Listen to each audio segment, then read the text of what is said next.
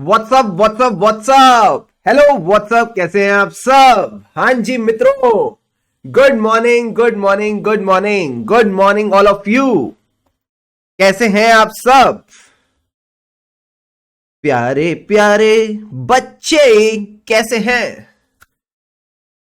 Good morning good morning good morning. Is the audio video all clear? जल्दी से बता दीजिए। Sound check 1 2 3। Hello, good morning Divya, Ananya, Bhavika, Pranay, Arpit. जोर से बोलो, आवाज आई? अर्पित, रमन, कंचन, गगन। सर आप कैसे हो? मैं बहुत ही बढ़िया, बहुत ही बढ़िया, बहुत ही बढ़िया। किसी बच्चे ने क्या बोला सर? खूब भालो। सर खूब भालो का क्या मतलब है? ढेर सारे भालू आपके पीछे छोड़ देंगे। मैंने कहा ये नहीं, खूब भालो का मतलब है एकदम बढ़िया, ऐसा बंगाली भाषा में कहा जाता है। ठीक है सर। तो सारे के सारे बच्चे जल्दी से बताइए, कल जब हमने क्लास की शुरुआत करी तो हमने क्या सीखा? सर कल हमने सीखा कि एज अ ऑडिटर हमको भी ब्लड टेस्ट करने जाना है। ब्लड टेस्ट करने जाना है यानी हम सामने वाले का पूरा खून नहीं लेंगे, हम उसमें से सैंपल लेंगे और सैंपल के बेसिस पे कंक्लूजन ड्रॉ करेंगे पूरी पॉपुलेशन पे। तो we started with the chapter of audit sampling. Audit sampling क्या है? ऑडिट प्रोसीजर्स करना। मैंने कहा 100% पॉपुलेशन पे या less than 100? Sir less than 100, यानी it is the application of audit procedure to less than 100% of the items of the population. क्या ये बात क्लियर है? हाँ सर। अब जो आप आइटम उठा रहे हो, क्या आप बायस तरीके से उठाओगे या हर आइटम को मौका मिलना चाहिए? सर सबको मौका मिलना चाहिए, यानी all the sampling units, all the items should have equal chance of selection. ये तो बड़ी बेसिक सी बात थी। अब सर एक बात और बताओ, क्या जो आप आइटम सेलेक्ट कर रहे हो क्या ये रिप्रेजेंटेटिव होने चाहिए? हाँ, they should be a representative of population. Representative का क्या मतलब होता है? ये कल हमने सीखा था कि सेम नहीं होने चाहिए बट सिमिलर होने चाहिए। कम ऑन, सेम नहीं होने चाहिए बट सिमिलर होने चाहिए, इनकी कैरेक्टरिस्टिक सिमिलर होनी चाहिए टू द पॉपुलेशन। तो इन आइटम्स को आप टेस्ट करोगे, इस पे आप कंक्लूजन ड्रॉ करोगे, कंक्लूजन के बेसिस पे अपना ओपिनियन बनाओगे। फिर मैंने आपको ऑब्जेक्टिव सिखाया था। हमारा ऑब्जेक्टिव क्या है? Reasonable basis to draw the conclusion. हमको क्या चाहिए? Reasonable basis to draw the conclusion. इसका मतलब मैंने क्या बताया था सर? इसमें आपने सिखाया था कि कहीं ना कहीं हमको एक सेटिस्फेक्शन चाहिए कि हमारे जो पॉपुलेशन है इसमें मटेरियल मिसस्टेटमेंट नहीं है। हमको एक सेटिस्फेक्शन चाहिए कि हमारी पॉपुलेशन में मटेरियल मिसस्टेटमेंट नहीं है। क्या ये बात समझ आई? हाँ सर। फिर हमने सीखा sampling risk and non sampling risk. पहले सैंपलिंग रिस्क की बात करते हैं। सैंपलिंग में रिस्क क्या है? सर सिंपल सी बात है, एक पूरी पॉपुलेशन है, एक छोटा सा सैंपल है, तो जो सैंपल पे आप कंक्लूजन ड्रॉ करोगे इट मे बी डिफरेंट अगर आप पूरी पॉपुलेशन चेक करते। ओ, तो अगर मुझे सैंपलिंग रिस्क को कम करना है तो सैंपल को पॉपुलेशन की तरफ बढ़ाओ। कहीं ना कहीं ये जो छोटा सा सैंपल है इसको आप बड़ा करते जाओगे तो सैंपलिंग रिस्क कम होती जाएगी। अब सर सैंपलिंग रिस्क दो प्रकार की होती है। क्या? पहला केस जो कि बड़ा खतरनाक था, हमको कंट्रोल्स बड़े अच्छे लग रहे थे बट बड़े खराब निकले, यानी हमने टेस्ट ऑफ कंट्रोल्स में कंक्लूड किया controls are more effective than they actually are. दूसरा, टेस्ट ऑफ डिटेल्स करते वक्त लगा मटेरियल मिसस्टेटमेंट नहीं है जबकि एक्चुअल में थी, और in case of test of detail हमको क्या लगा? मटेरियल मिसस्टेटमेंट नहीं है जबकि थी। अब जब लगा मटेरियल मिसस्टेटमेंट नहीं है तो हमने क्या किया होगा? क्लीन ओपिनियन दिया होगा, जबकि क्या देना चाहिए था? Modified opinion. तो it leads to an inappropriate audit opinion and कहीं ना कहीं ऑडिट की इफेक्टिवनेस खराब होती है। जो आपके ऑडिट है उसकी इफेक्टिवनेस खराब होती है। और मुझे बताओ, इस केस में हमने कंट्रोल्स पे क्या ज्यादा भरोसा कर लिया? हां, ज्यादा भरोसा कर लिया। So this is the case of over reliance on internal control. क्या ये बात क्लियर है? हां सर। अब सारे के सारे बच्चे बताओ अगला पॉइंट क्या था? मैंने कहा इसी का उल्टा, इसी का उल्टा यहां पे आ जाएगा। यानी जब मैं टीओसी कर रहा था मुझे लगा मटेरियल मिस्टेक, मुझे लगा कंट्रोल्स इफेक्टिव नहीं है जबकि एक्चुअल में थे। मैं जब टीओडी कर रहा था मुझे लगा मटेरियल मिसस्टेटमेंट होगी जबकि एक्चुअल में नहीं थी। तो ये एक्चुअल में नहीं थी प्रूव करने के लिए मैंने ज्यादा प्रोसीजर कर दिए। जब आपने ज्यादा प्रोसीजर करे तो क्या अफेक्ट हुआ? ऑडिट की एफिशिएंसी। कहीं ना कहीं ऑडिट की एफिशिएंसी अफेक्ट हो गई। क्लियर है? क्लियर है सर। अब इसके बाद आप इसको बोलते हो under reliance on internal control. Sir non sampling risk किसकी गलती थी? ऑडिटर की गलती थी। यानी नॉन सैंपलिंग रिस्क कहती कि आपने कहीं ना कहीं ऑडिट में गलत किया, आपके कंक्लूजन गलत निकले, not because of sampling. Sampling के अलावा किसी और रीजन से आपने गलत कंक्लूजन निकाले। क्या तुमको वो चक्र याद है? हां सर चक्र याद है। इधर हमारा ह्यूमन खड़ा है जिससे एरर हुआ है, फिर इसने प्रोसीजर्स में गलती करी, ओ applying the audit procedures not appropriate. उसके बाद जो इसने इंफॉर्मेशन ली, एविडेंस लिया, क्या वो सही था? मैंने कहा नहीं, वो एरनियस इंफॉर्मेशन थी। उसके बाद जो इसने इंटरप्रिटेशन करी, क्या वो इंटरप्रिटेशन सही थी? मैंने कहा नहीं, वो भी गलत थी। यानी miss interpreting the sampling results. क्या सैंपलिंग रिस्क और नॉन सैंपलिंग रिस्क क्लियर है? हां सर।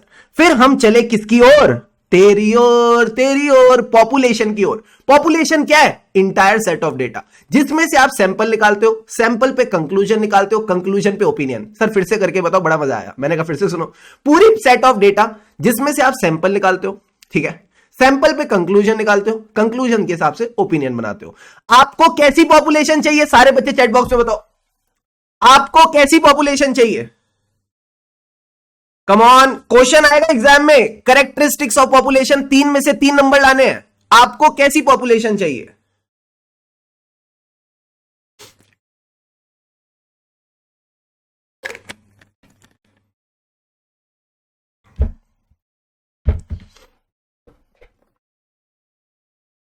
आपको रिलायबल पॉपुलेशन चाहिए। सबने एकदम सही बताया, आपको रिलायबल पॉपुलेशन चाहिए। सर आपको रिलायबल पॉपुलेशन का क्या मतलब है? आपका मतलब है एप्रोप्रिएट पॉपुलेशन, यानी जो पॉपुलेशन है वो कहीं ना कहीं रेलिवेंट होनी चाहिए to the objective of audit. Sir ये ऑब्जेक्टिव ऑफ ऑडिट हमने कैसे सीखा था? मैंने कहा 2 एग्जांपल लेके, overstatement of account receivable, understatement of accounts payable. तो वो जो 2 एग्जांपल है उन्हीं को ध्यान में रख के आप ये ऑब्जेक्टिव वाली बात करेंगे।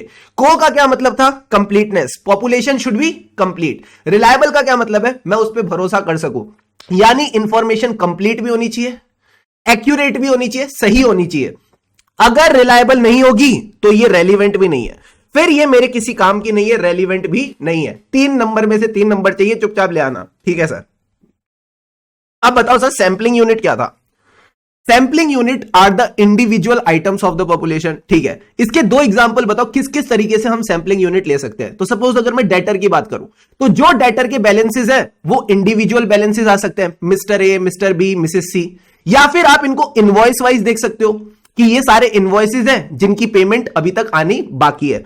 तो ये कहता है कि जो डेटर के बैलेंसेस हैं they could be defined as individual customer balances A B C D E या individual customer invoices। बट हमारा सैंपल कैसा हो? रिप्रेजेंटेटिव। रिप्रेजेंटेटिव का मतलब सेम नहीं होता, it should be closely similar. कहीं ना कहीं ये क्लोजली सिमिलर होना चाहिए टू द होल पॉपुलेशन, यानी इसके अंदर सारी की सारी कैरेक्टरिस्टिक्स होनी चाहिए ऑफ द पॉपुलेशन, ठीक है, ठीक है सर। फिर हमने स्टार्ट किया हमारा favourite topic, and this was the last topic of the last class. Sir ये क्या था? Approaches to sampling. 2 अप्रोचेस मैंने आपको क्या सिखाई? Statistical, non statistical. Statistical sampling में क्या आता है? वही जो शादी के कार्ड में आता है। सर शादी के कार्ड में क्या आता है? RSVP। यहां क्या आएगा? RSPT, random sampling probability theory. Sir random selection का क्या मतलब है? जीरो बायसनेस, कोई बायसनेस नहीं रखनी। प्रोबेबिलिटी थ्योरी का क्या मतलब है? जिसकी वैल्यू ज्यादा उसके सिलेक्ट होने के चांसेस कहीं ना कहीं ज्यादा, यानी इसमें रैंडम सिलेक्शन प्रोबेबिलिटी थ्योरी होती है for the purpose of sampling. साथ ही साथ इसमें मैथमेटिकल और स्टैटिस्टिकल मॉडल लगते हैं, जैसा मैंने आपको EY वाला मॉडल दिखाया था। अब एक बात बताओ, सारे के सारे बच्चे, ICI एक लाइन लिख के देगा क्या? Statistical sampling is more scientific, explain. Statistical sampling is more scientific, explain. तो मैंने कहा साइंटिफिक क्या है? Mathematical log. मैथमेटिकल लॉग का क्या मतलब था?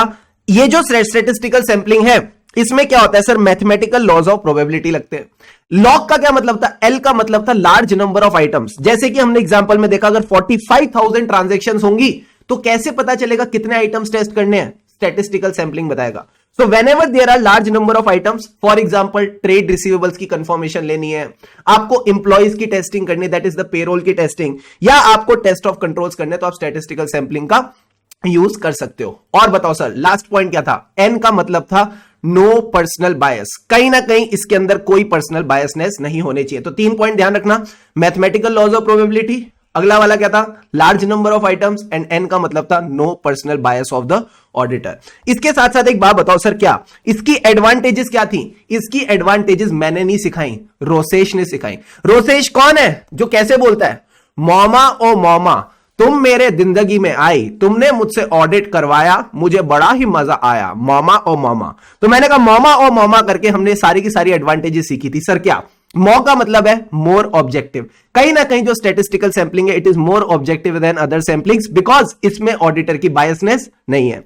फिर मां का मतलब क्या था? वही जो ऊपर पॉइंट डिस्कस किया था, लार्ज नंबर ऑफ आइटम। जब भी लार्ज मास ऑफ डेटा होगा, this is the best to go head. Me का मतलब क्या था? ये आपको मिनिमम सैंपल साइज बता देता है for a given set of risk and sampling error. साथ ही साथ आपने बोलना है मिनिमम सैंपल साइज तो बताएगा, बढ़ाएगा भी नहीं। यानी अगर आपकी पॉपुलेशन डबल होगी तो सैंपल साइज डबल नहीं होगा।